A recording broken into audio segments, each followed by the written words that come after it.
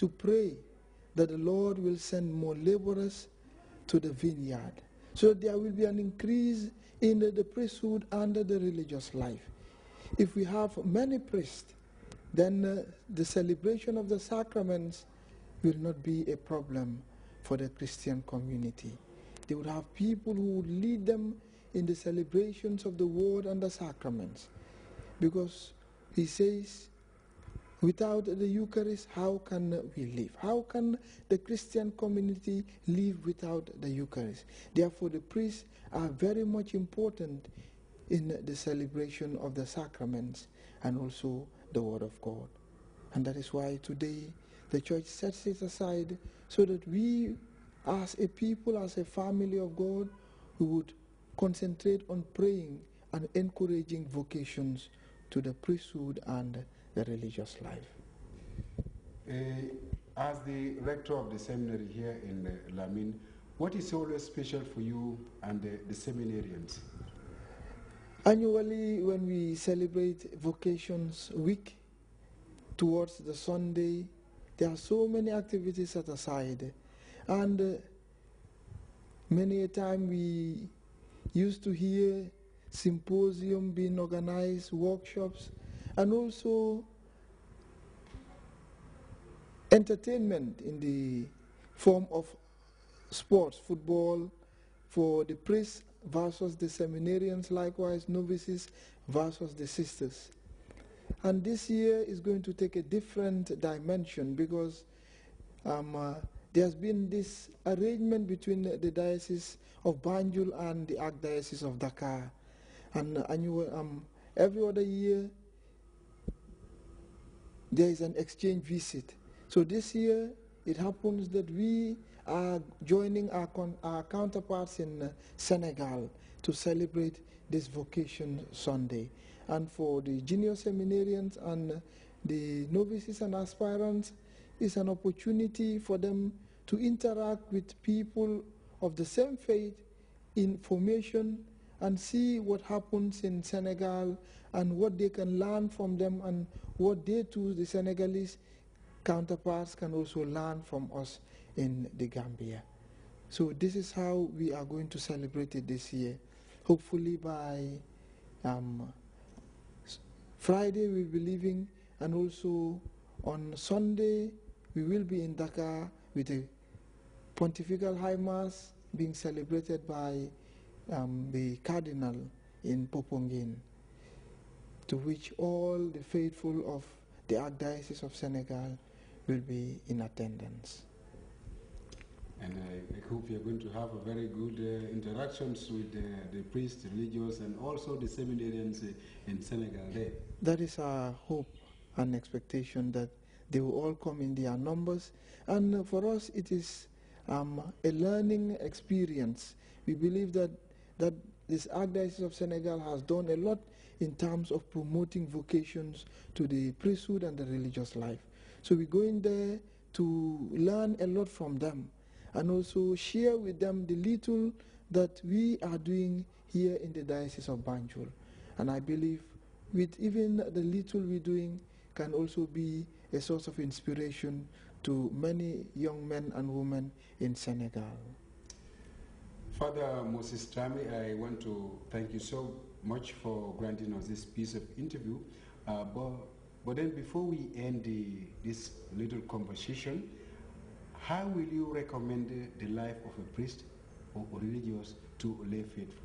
I would continue, as I've been doing, encouraging parents to allow their young ones, male or female, who are interested in discerning their vocation to the priesthood or the religious life. It is important because when a priest is ordained or someone dedicates her life as a religious, makes her first profession or her final profession, it is a sign that the Christian community has matured, because it's a sign that a fruit has actually been realized from within the community, a fruit manifesting the faith of the community. And if it is within a parish, it's a sign of grace, it's a sign of blessing. Likewise, when the child comes from a home. So encourage your young ones who want to aspire to the religious life or the priesthood to come and see. That is what we say, come and see. Let them come to the seminary. Let them also go to the convents and see how people out there are living. And if they feel that that is their place, we only need to encourage them, pray for them. It is God who will do the rest. Let us only do our best and leave the rest to God. And I'm sure if you begin to encourage the young ones, you would begin to see the continuous steady increase of vocations in our diocese. Father Moses, thank you so much, and I wish you a very, very happy Vocation Sunday, and to all the seminarians here in the General Seminary in Lamin. Thank you, and we wish you all a blessed and a spirit-filled Sunday. God bless. There are different stages in becoming a religious sister. If a young girl is interested, the first thing the young girl should do is to go and meet a sister, one of the sisters, like one that she is used to, talk with the sister, and then the sister will forward this her request to one of those who are in charge. There is always a committee. We call it a vocation committee. And the vocation committee, one of the sisters or those in the vocation committee will go and meet the girl, visit the girl's family, and they will encourage the girl depending on which class the girl is. We have the stage that we call aspirancy, and we have that in Revere Home in London Corner, Serakunda. And that's where they start, and they start when they are in grade 10. We accept them there when they are in grade 10. And before they are accepted, they write a request. And there they indicate the motive. Why do they want to go to Revere Home? And they spend there 2 years. After the 2 years that is in grade 12, then if they are still interested, we encourage them to write another request to start the pre-postulancy stage. And that will take a whole year, and that is spent in a community. When they get their response or their reply, they are posted in one of our communities. So they go there for community experience. But in the stage that they are in the aspirancy, they live with the sisters. The sisters, they have their own house, they have their own, but they see how the sisters are living. And if they are interested, they go to the next step, which is the pre-postulancy stage. And that is 1 year, and after the pre-postulancy stage, if they are still interested, they make another request in order to enter the postulancy stage. And when they get their reply, they come to the novitiate. This is at the moment, this is where we have the postulancy stage. That's in Shalom. In Shalom here. And then they stay here for 4 or 5 months, and then they go out for 3 months. They go on community experience in communities for 3 months.